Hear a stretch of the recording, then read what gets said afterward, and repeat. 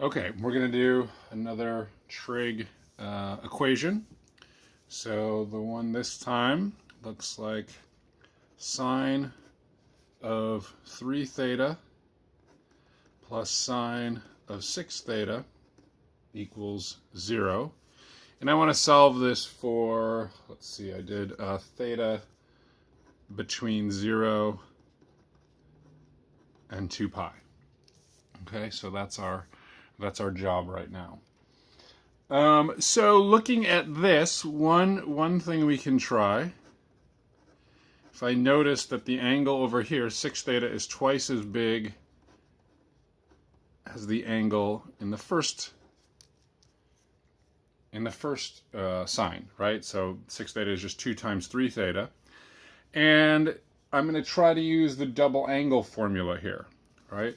So I'm leaving this sine of 3 theta alone, but I'm going to apply this double angle formula here, right? This is 3 theta is the angle being doubled, so I just substitute in sine of 3 theta cosine of 3 theta equals 0.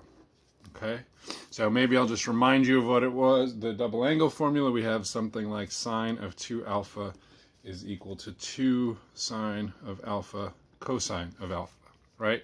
In this case, alpha is 3 theta, so our angle was 2 alpha, 2 times 3 theta, and we use that substitution. Okay. And now this looks, excuse me, now this looks like something we've seen similar kinds of things before. I'm going to factor out sine of 3 theta, right? This is why we did this, that we noticed one was double, and when we apply that formula, now I have something, I have a similar factor in each term. I get left behind 1 plus 2 cosine of 3 theta is equal to 0. Okay. And now we have that nice situation we like, where we have two things multiplied together equaling 0, and the only way that's true is if sine of 3 theta is equal to 0, or if 1 plus 2 cosine of 3 theta is equal to 0. Okay? All right, now we have to do a little more thinking. I need to find solutions where sine is 0 for 3 theta, where our theta is between 0 and 2 pi. But we have 3 theta in there. So if I multiply this by 3, I get that in order for theta to be between 0 and 2 pi, 3 theta should be between 0 and 6 pi, right? So in other words, to solve this equation, I need to know all the values of 3 theta between 0 and 6 pi where the sine is 0, right? So if we think of our unit circle, I know that if this is equal to 0, like sine, so on our, let's say it this way, on our unit circle, sine is equal to 0 when the angle is 0 or pi in one rotation, but I want to continue for 3 rotations up to 6 pi. So as I keep going around,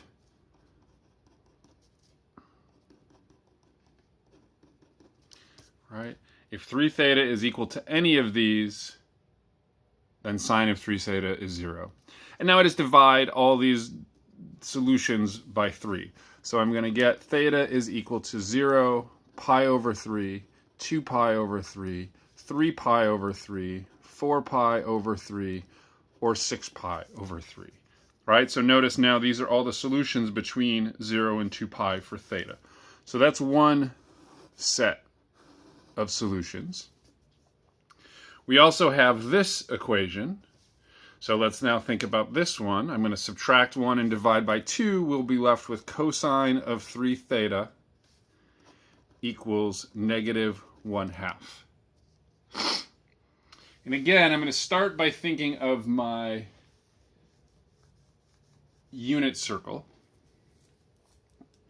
Right, so where is cosine of an angle equal to negative 1/2? Well, this happens at, let's see, 2 pi over 3, 4 pi over 3. Right? Those are our solutions between 0 and 2 pi. And now we need to do rotations of these, right? So we can add 2 pi to either of these to get another rotation. So there we have 8 pi over 3 and 10 pi over 3. Right? So these two solutions come from going around the unit circle once. We see 2 places. If we go around again, we see 2 more places. And we can go around one more time and get 14 pi over 3 and 16 pi over 3. Okay? Those are our solutions for 3 theta. We'll solve for theta by dividing everything by 3, which makes all these denominators 9. So I have 2/9 pi, 4/9 pi, 8/9 pi, 10/9 pi, 14/9 pi, and 16/9 pi. Right? So notice 18/9 pi would be 2 pi. So all of our answers are between 0 and 2 pi. Okay? And this is our other set of solutions. Okay? So I'm going to leave it up to you guys to take a look at where these solutions came from. You're going to want to pull out your unit circle. In both cases, I think the first couple of solutions should be clear. The other solutions come from rotations of each of these solutions, right? 2/3 pi, if you rotate around by another 2 pi, you get here, and another 2 pi, you get here. 4/3 pi, if you rotate around another 2 pi, you get here, and another 2 pi, you get there. Same thing's happening here.